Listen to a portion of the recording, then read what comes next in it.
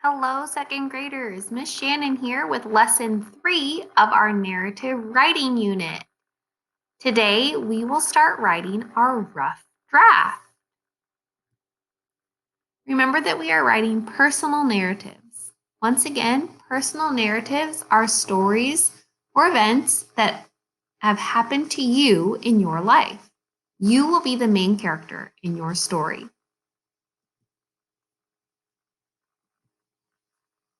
So far for our personal narratives, we have generated meaningful ideas for small moment writing with our heart maps.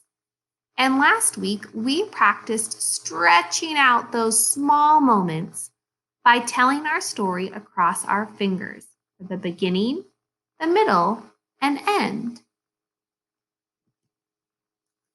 So once again, this is what we have done so far. You've chosen your story topic. You have planned the beginning, middle, and end across your fingers and told that story out loud on Flipgrid. And you have made a sketch for the beginning, middle, and end of your story.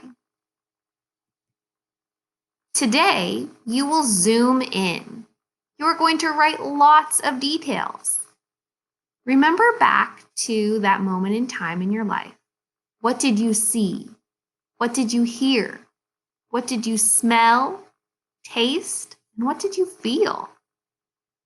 When you describe what you are doing, make sure you are giving exact actions. And see if you can include dialogue. Dialogue is when your character is speaking.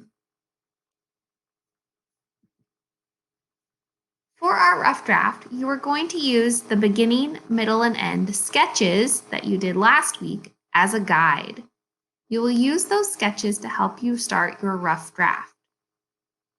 Remember to stretch out your small moment story by adding lots of detail to your writing. I have started my rough draft, and I will share with you the first 1.5 pages. I don't expect you to write your entire rough draft today, but I would like you to get a fairly good start on it. I have written all of my beginning and part of my middle. On the next slide, I'm going to read it to you. Here is my beginning. You might remember my quick sketches I did last week, where I showed that the towels were laid out on the beach and the sun was shining. And in the middle, I said we were filling our buckets to make our sandcastle. So listen as I read my rough draft aloud. It was a hot, sunny day. My brother Dave and I lugged our beach toys down to the water.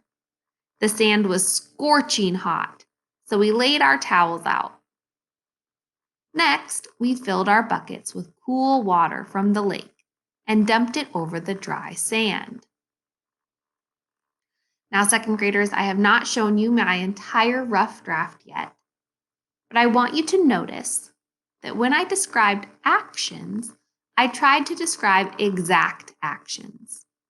On the first page, instead of saying, my brother Dave and I walked down to the beach, or took our beach toys down to the beach, I said we lugged our beach toys down. Can you imagine what it looks like to lug something around? I can imagine that it might be heavy or there's a lot of it. So by adding that exact action, I gave more detail for my reader. Later on at the beginning, when I was describing the sand, I didn't just say it was warm or it was hot. I said it was scorching hot. Can you imagine what scorching hot sand feels like on bare feet? Oh, really hot. Makes me want to jump up and down, keeping my feet off of the sand. So I was being so descriptive about how the sand felt that my reader could understand what it was like being there. So as you start your writing, be sure that you are being really descriptive and being as exact as you can in your wording so that your reader feels like they are there with you in your story. I don't expect you to finish your entire rough draft today, as we will continue working on our rough draft on Thursday. I would like you to get a good start and be sure that you are adding exact detail. Remember to write in complete sentences, starting with capital letters and ending in periods. And remember to add details. What did you see? What did you hear? What did you say? What did you do? Remember to give exact actions and share your feelings. When you are finished, I would love for you to show me what you've done so far. I want you to write for at least 20 minutes. Take a picture of your writing so far. Remember, you do not need to finish your draft today.